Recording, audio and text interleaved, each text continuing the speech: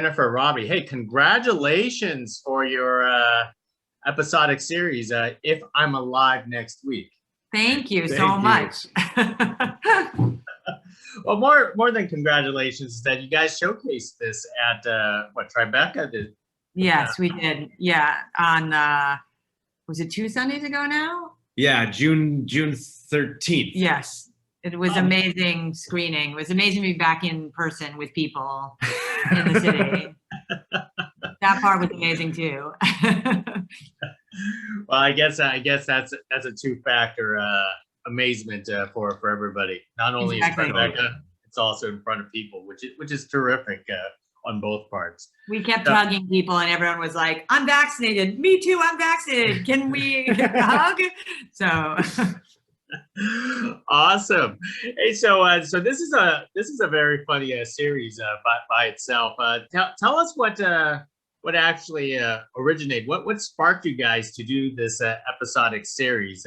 What was it? Someone's grandmother? My mother. Actually, funny you should ask. True story. It was my mom.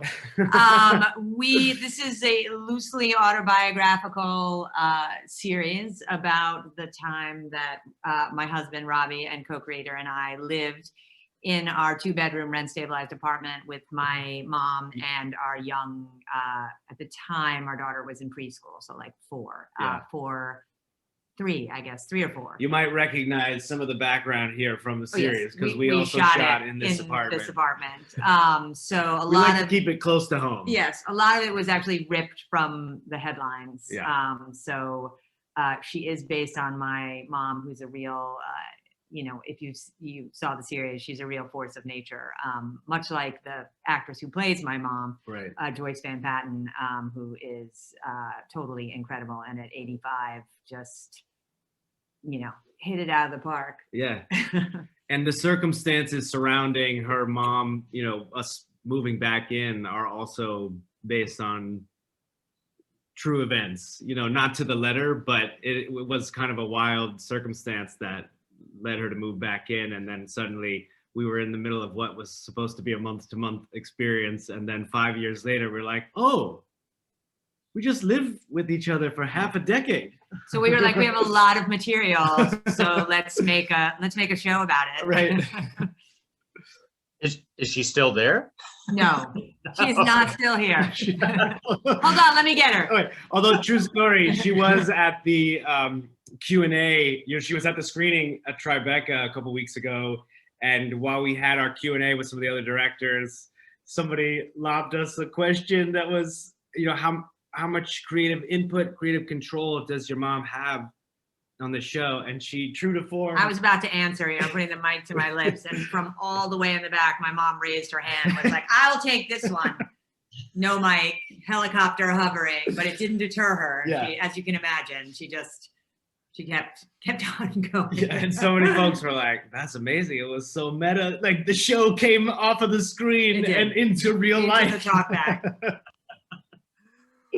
Wow, that is most definitely something. So what did you ever ask, like, what was it like for her to watch kind of herself fictionalized on screen?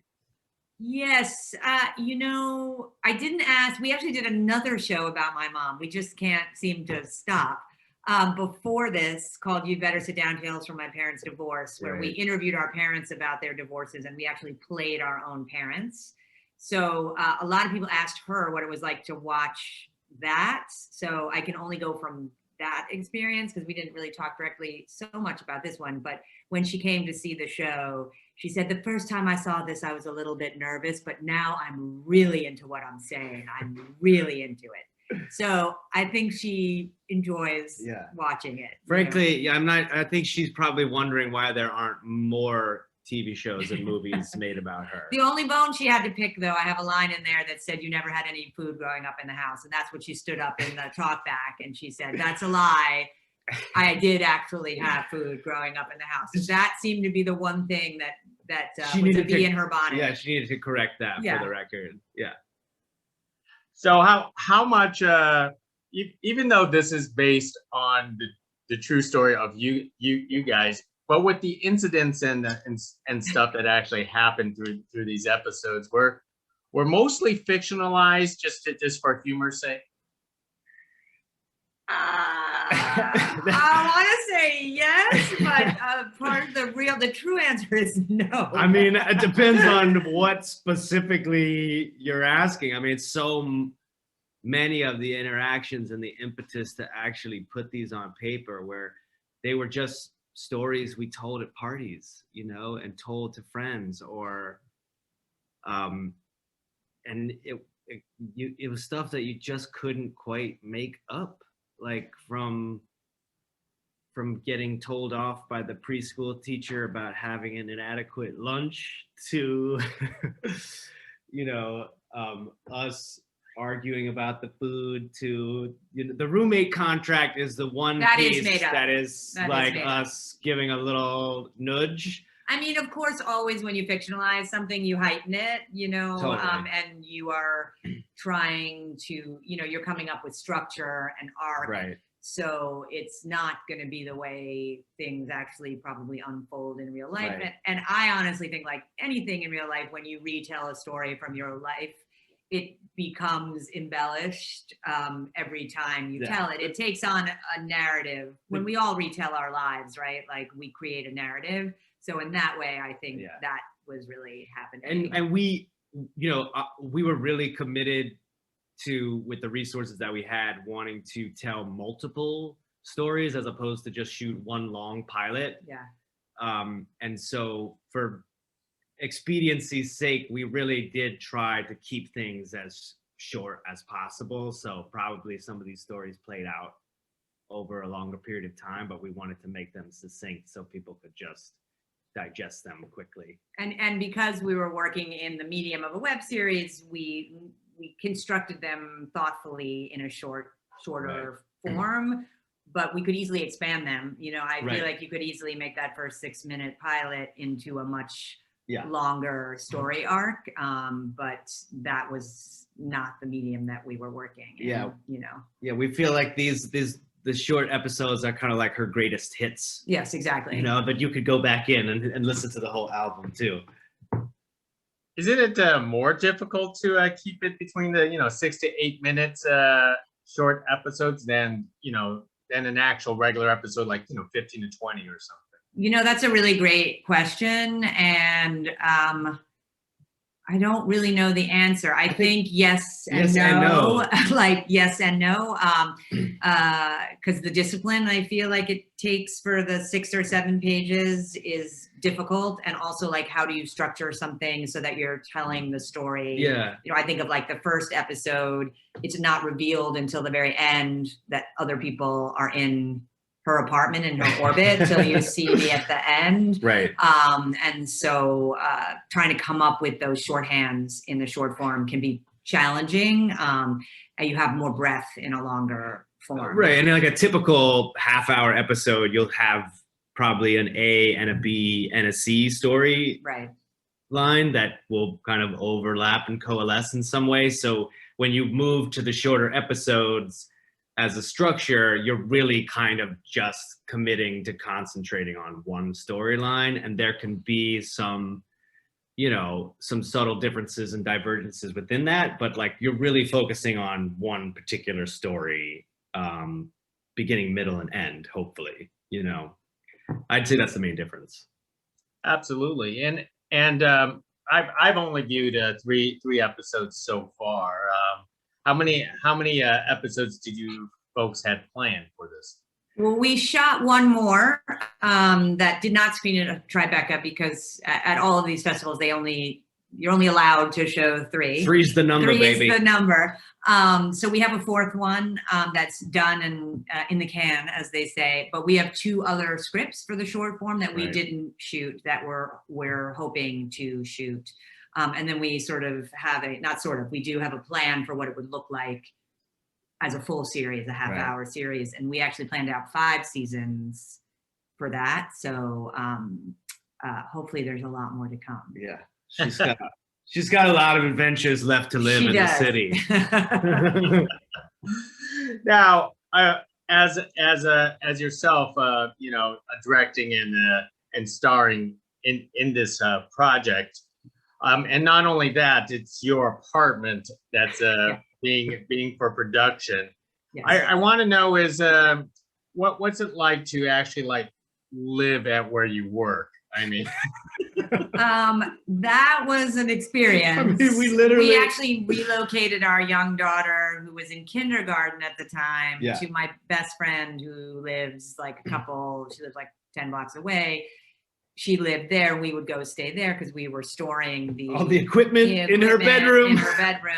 And that was stressful. Right. Also, I'm a clean freak, so I was having to do like lots of deep breathing when things were moved from room to room, and you just kind of have to live in that chaos. I mean, we were lucky that we shot in other places too. So our friends lent us their brownstone, which was nearby, and we shot in a preschool. And we also, our babysitter's husband's brother owns a bodega on 93rd Street, and he let us shoot there.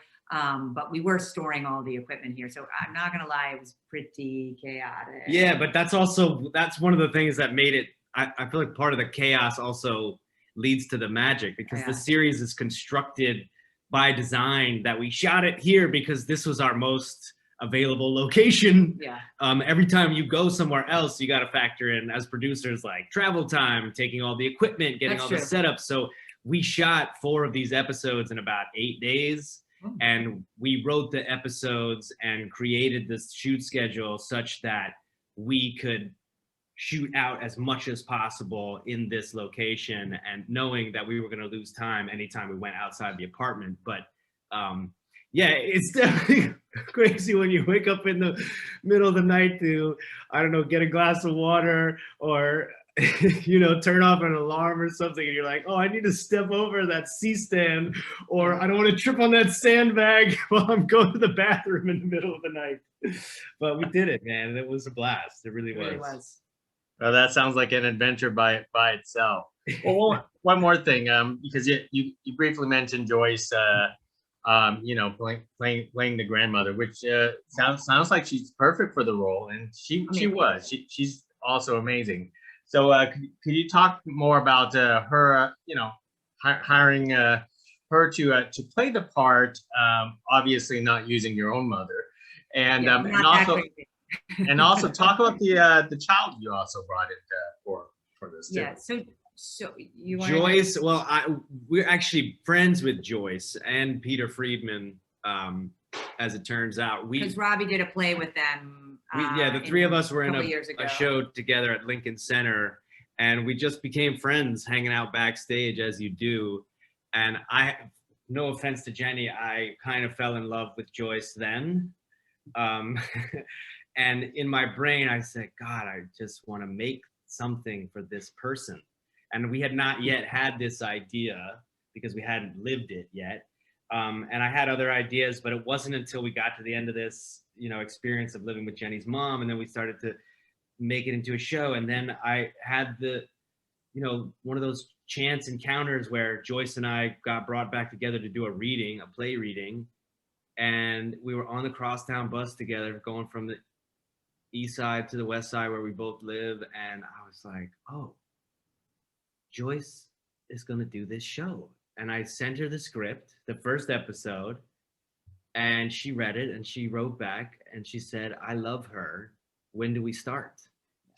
And we did the table read, and she just channeled my mom, not having ever met my mom. So but I think there's a commonality there. Joyce is a native New Yorker. She, sorry, that's our buzzer. And that also happens when you shoot in home, as you probably know, after COVID.